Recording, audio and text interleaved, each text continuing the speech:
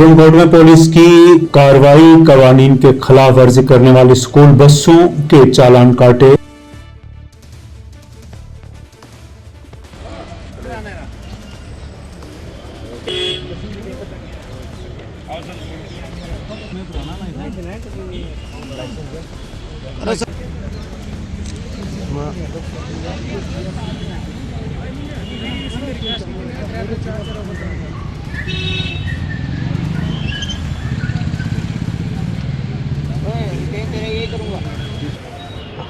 नमस्कार दर्शकों, आप देख रहे हैं मिनाज केबल नेटवर्क का पुंछ विजन चैनल।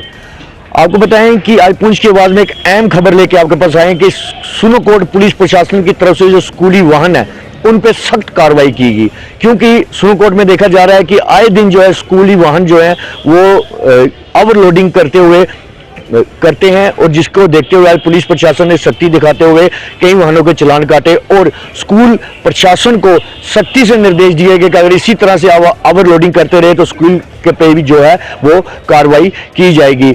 इसको लेकर पुलिस ने बच्चों की जो है मजबूरी को देखते हुए जो सिर्फ चालान काटे और बच्चों को जो है घर तक भी पहुंचाया गया। आपको बताएं कि आए दिन स्कूली वाहन जो है सुरनकोट में वो ओवरलोडिंग करते हैं, जिसकी वजह से कोई बड़ा हादसा होने का खतरा हो सकता है। इसी को देखते हुए पुलिस प्रशासन की तरफ से एसएसपी विनय शर्मा के निर्देशों पे जो है सुरनकोट पुलिस ने आज एक नाका लगाया, जिसमें कई वाहनों के वो चालान काटे और स्कूल प्रशासन को निर्देश दिए गए। पुंछ विजन चैनल के लिए मैं निपुण खजूरिया, वीडियो जर्नलिस्ट अनिल। माजूर अफराद ने मौलवी फरीद की क़यादत में कृष्ण चंद्र पार्क में एक इजलास मुनक्कद किया। दरपेश मसाइल पर किया गया तबादला ख्याल। महकमा समाजी बहबूद को बनाया गया तनकीद का निशाना।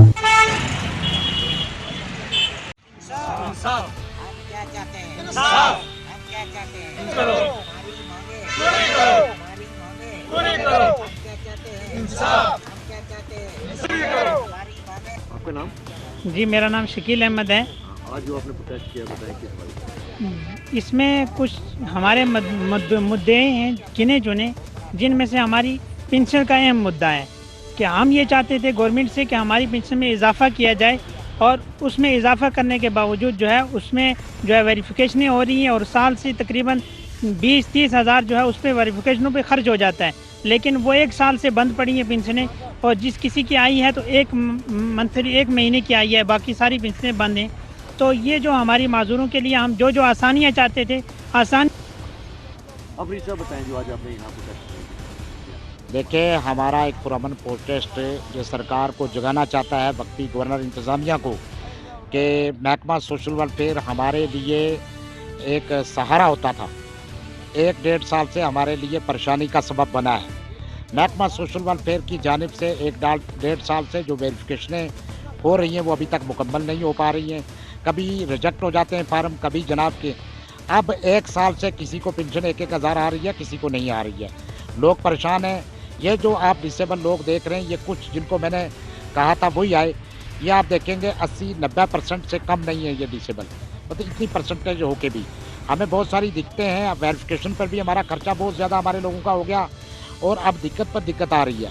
मैं चाहता हूं कि महकमा जो है वो एलजी साहब ग्राउंड लेवल पे देखें कि हमारे लोगों के साथ नाइंसाफ़ियाँ क्यों हो रही हैं, और ख़ास करके डायरेक्टर साहिबा जो जम्मू में बैठी हैं और हमारे जो डिस्ट्रिक्ट ऑफिसर हैं रजौरी पुंछ, वो भी इस बात को समझें कि हमारे साथ नाइंसाफ़ियाँ, और आप जो है ऊपर तक बताते हो कि सबको पेंशन मिल रही है, सब ठीक ठाक चल रहा है, ग्राउंड लेवल पे लोग। दारुल के मौका पर भंडारे का इनेकाद, हजारों अकीदतमंदों ने की शिरकत या अकीदतों का इजहार।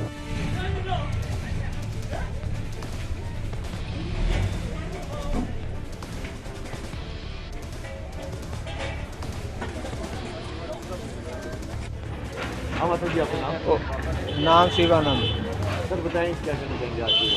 आज यहाँ यज्ञ है, बाबा भैरव देवी की अष्टमी है, आज उनका दिवस है, और ये ब्राह्मणों का कुल देवता है, और ये बाबा भैरवनाथ बटकूनाथ के नाम से इनका प्रसिद्ध है, जो बटकूनाथ भैरव, और ये अष्ट भैरव में ये शिव भैरव है।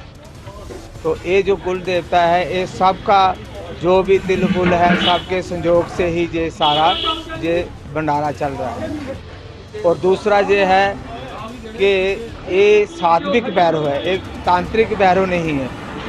इसमें कोई मदरा नहीं, शराब मदरा शराब इसमें नहीं है, उसका हमने निषेध किया है कि इसका नहीं है, इसके सात्विक ही। आपका नाम? जी, मेरा नाम पंडित नीरज शर्मा है। मुझे बताएं, आज जो भैरव अष्टमी के उपलक्ष्य में यहाँ जो भंडारे का आयोजन किया गया, क्या कहना चाहिए? इसमें मैं ये कहना चाहूँगा, ये मार्गशीर्ष कृष्णा पक्ष की जो अष्टमी मानी जाती है, तो ये भैरव अष्टमी मानी जाती है। तो आज के दिन पूरे हिंदुस्तान में जहाँ जहाँ पर भी आप देखोगे कि बाबा जी के मंदिर हैं, बाबा जी के स्थान हैं, वहाँ पर इसी तरह के हवन भंडारे यज्ञ बड़े ही धूमधाम से चल रहे हैं। तो हम ये मुबारकबाद देते हैं सब सनातनियों को कि जो लोग इतनी श्रद्धापूर्वक अपना इस कार्य को विधि पूर्वक करते हैं। तो आज का ये दिन जो है, ये सब के लिए बड़ी ही खुशी का, बड़े ही हर्षोल्लास का दिन है जो हमारे जीवन में आया है। तो हम बाबा जी से प्रार्थना करते हैं कि जो भी भक्तजन आपके इस कार्य में लगे हैं, पूरे हिंदुस्तान, पूरे वर्ष को, भारतवर्ष को सदा ही सुरक्षित रखें और सबको अपनी कृपा दृष्टि का पात्र बनाए रखें। धन्यवाद। भारतीय जनता पार्टी ने मध्य प्रदेश, छत्तीसगढ़, राजस्थान में पार्टी की शानदार जीत पर पुंछ में जश्न मनाया। हलवा तकसीम करके और ढोल की ताल पे नाच गाकर लीडरान ने किया खुशी का इजहार।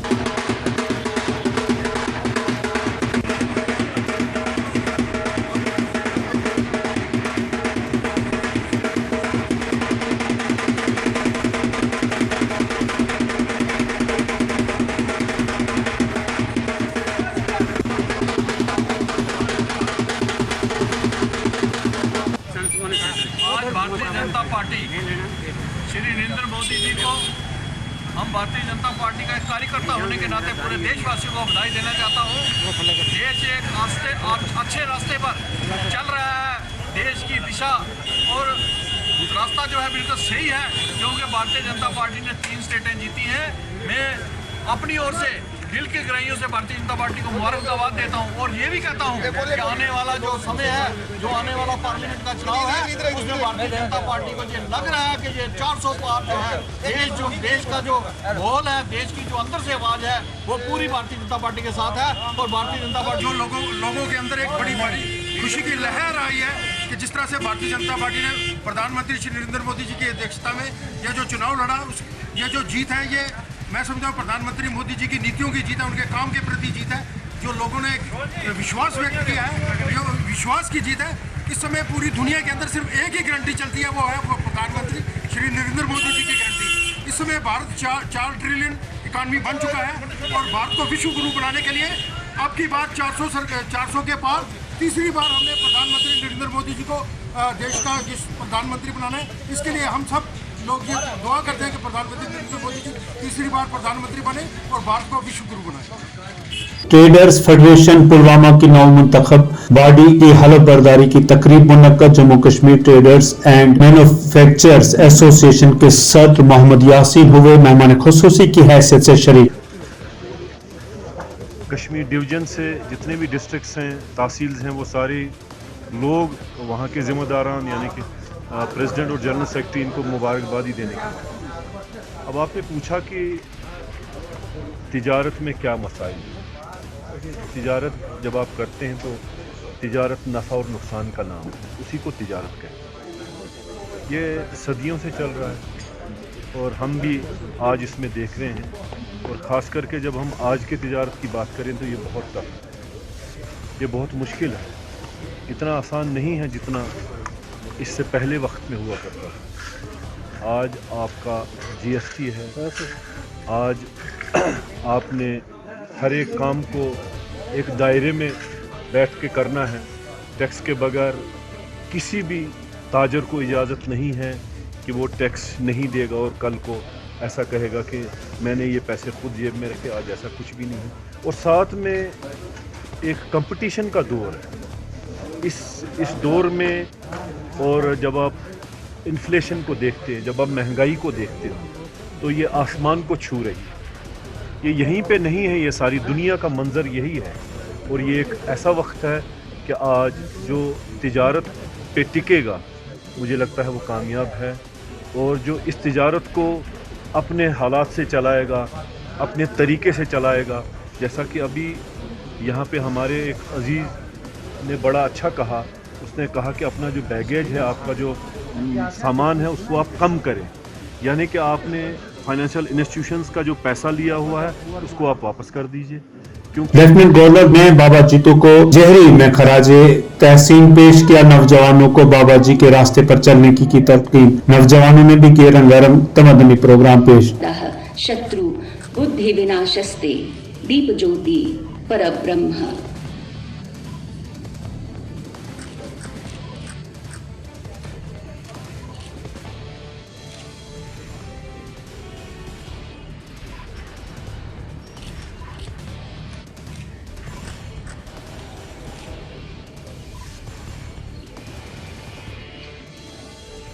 इस दीप की ज्योति में बाबा जितमल जी की प्रकाश ज्योति।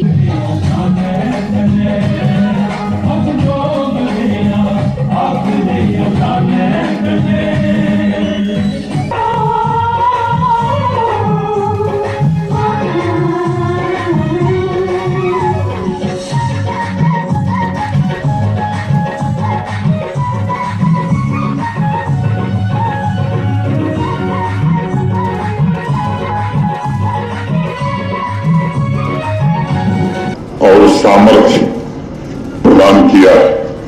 उनके आशीर्वाद से समाज में मौलिक सर्जनात्मकता आई है और सिर्फ किसान ही नहीं बल्कि सामाजिक वर्ग चुनौतियों पर विजय प्राप्त करने में सक्षम भी बना है।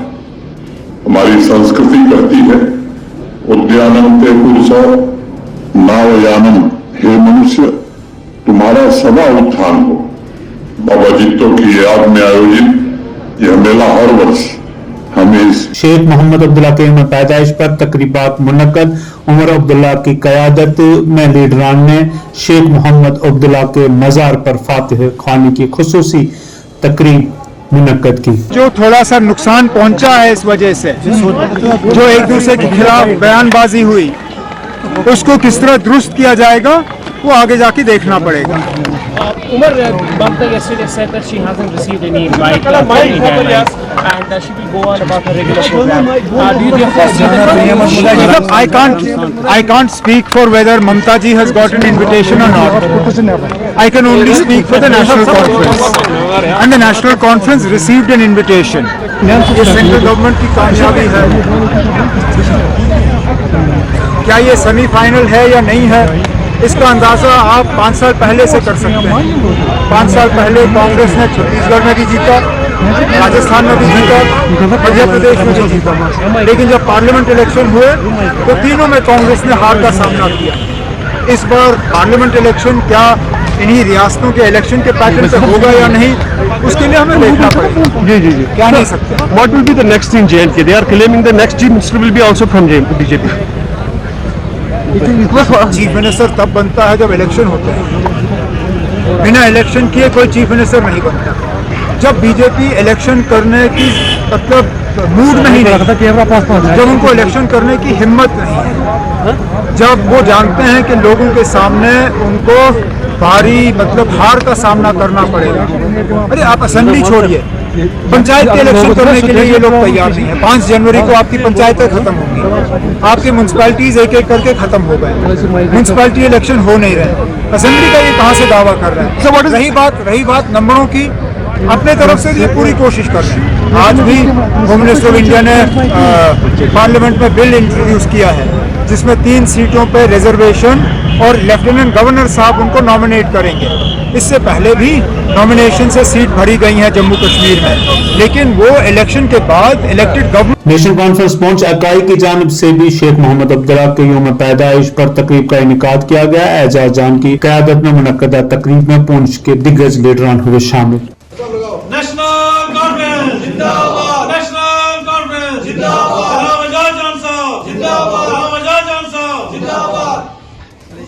हमें ये परेशानी है और आने वाले वक्त में आप सबके ताउन से, इन लोगों की ताउन से लोग जो परेशान हैं, आने वाले वक्त में जब ये इलेक्शन हुए, चाहे आज हो, चाहे साल के बाद हो, चाहे 2 साल के बाद हो, इस स्टेट में नेशनल कॉन्फ्रेंस की हुकूमत बनेगी। हमारे एजाज जान साहब एमएलए तो बनेंगे ही बनेंगे और ऊपर वाले की दुआ से मिनिस्टर बनेंगे और हम इन लोगों का मुंह बंद रखेंगे जो लोग हमें परेशान और परेशान करते थे। और सबको एक बार शेख साहब अब्दुल्ला की जन्मदिन पे आप लोग सब लोगों को बहुत बहुत मुबारक है। जनाब बड़ी मजबूत समस्या रही है, आगे भी रहेगी लेकिन जो रिस्पांस हमें उधमपुर के अंदर मिला, मैं अपने तंजीम के साथियों को बताना चाहूँगा कि वो बलवला था लोगों में। मुझे लगता है कि अगर आज की डेट में इलेक्शन हो, कश्मीर में तो नेशनल कॉन्फ्रेंस है ही है, जम्मू प्रोविंस में मुझे लगता है 90 से 80% जो है नेशनल कॉन्फ्रेंस की सीटें जम्मू प्रोविंस से हम जीत के जो है पावर चलाने, हमें उसकी ज़रूरत नहीं है।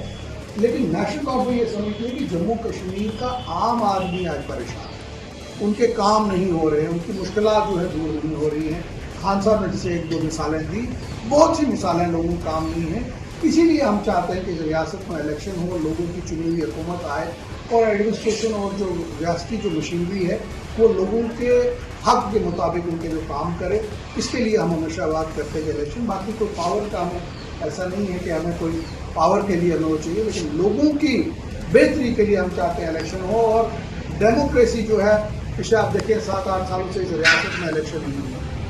चलो एमएलए के इलेक्शन तो थे, अब इतना हो गया कि म्यूनसिपलिटी का इलेक्शन भी डेफर कर दिया था, उसके साथ साथ पंचायतों का इलेक्शन। 1974 में जब शेख साहब पुंछ में आए, उस वक्त हम एकदम नौजवान थे, इतनी उम्र नहीं थी, शादी वगैरह नहीं की हुई थी उस वक्त, तो हमें शौक थी वोट।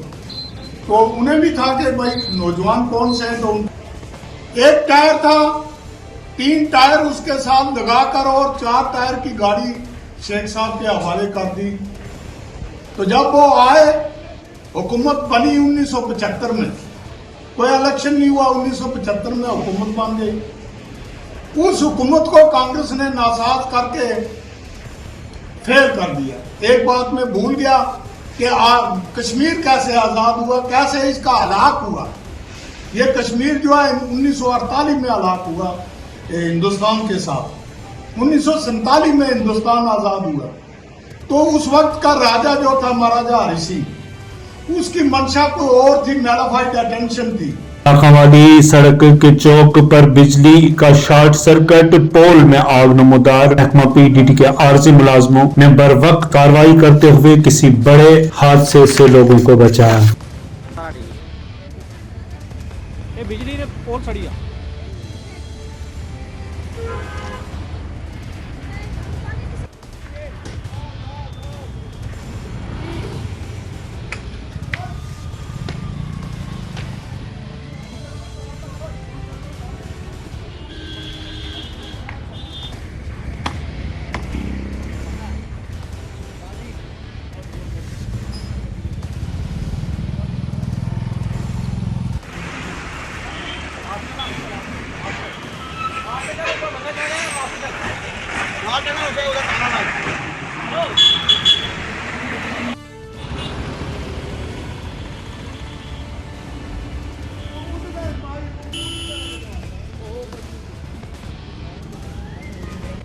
सर मेरा नाम मुश्ताक है। तो बताइए पोल पे आग लगी तो आपको? सर ये लोड की वजह से आग लगती है।